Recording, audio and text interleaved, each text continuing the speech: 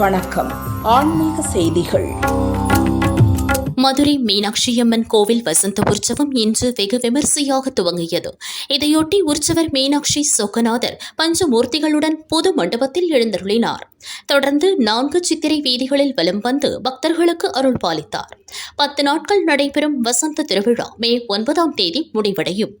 விழா காலத்தில் தங்கரத உலா மற்றும் உபய திருக்கல்யாணம் நடைபெறாது என கோவில் நிர்வாகம் அறிவித்துள்ளது.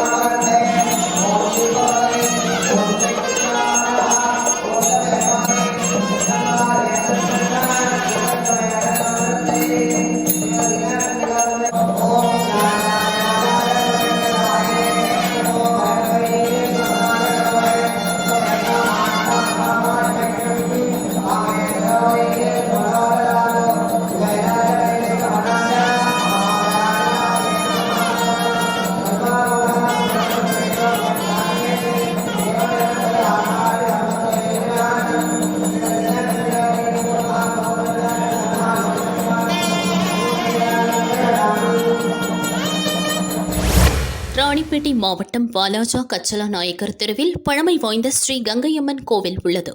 இதன் 125ஆம் ஆண்டு திருவிழா கடந்த மே மாதம் 26ஆம் தேதி முதல் நடந்து வருகிறது. விழாவின் முக்கிய நிகழ்ச்சியான அம்மன் சிரசு ஊர்வலம் இன்று நடைபெற்றது. விழாவையொட்டி பக்தர்கள் அம்மனுக்கு பொங்கல் வைத்தும் ஆடு கோழிகளை பலியிட்டும் நேர்த்திக்கடன் செலுத்தி அம்மனை வழிபட்டனர்.